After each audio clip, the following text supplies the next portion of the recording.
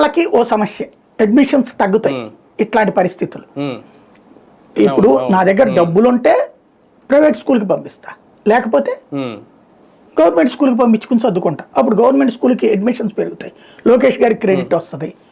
అదే డబ్బులు ఇస్తే ప్రైవేట్ స్కూళ్ళల్లో పెరుగుతాయి. ఇది కూడా లెక్క ఉంటుంది ఇందులో. అవును అవును.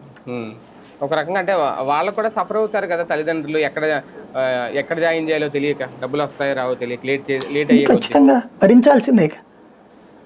ఇచ్చినోడిని ఏం వద్దనుకున్నాం కదా. అవును అవును అవును. అంటే ఒకటిసారి ఏంటి అంటే మెయిన్ భారం అయిపోతుందా, ఇది ఒక్కటేనా కారణం? అంటే వాస్తవానికి రాజధానికి 49,000 కోట్లు రాజధానికి తరలించాల్సిన అవసరం ఏముంది? రాజధానికి కావాల్సిన నిధులు ఆల్రెడీ కేంద్రం ఇస్తుంది, బ్యాంకుల నుంచి అప్పులు చేస్తారు. రాజధానికే చేశారనే ఉంది, దానికి రాజధానికే పంపించారు అని ఒక్కటే అనుకోవడానికి లేదు. ఇంకా దేనికైనా పంపించి ఉండొచ్చు. పాత బిల్లులు బకాయిలు చెల్లిస్తున్నారు, చాలా రకాలు చేస్తున్నారు. ఎందుకు ఏంటనేది కూడా బయటికి చెప్పట్లేదు కదా. ఇదివరకు జగన్ విషయంలోనైతే ప్రతి రూపాయికి లెక్క రాసేవాళ్ళు, ఇప్పుడు అది ఎవరు రాయట్లేదు.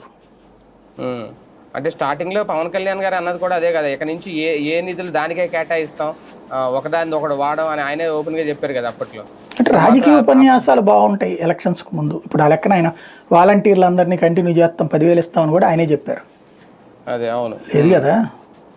అవును అవును, కానీ జరగలేదు. రైట్, చూద్దాం. మొత్తానికి మే నెలలో చాలా కళ్ళగా అన్నారు ఈ సూపర్ 6 హామీలకు సంబంధించి, పథకాలకు సంబంధించి వచ్చేస్తాయని. కానీ ఇప్పుడు అవి వచ్చేలాగైతే కనిపించట్లేదు.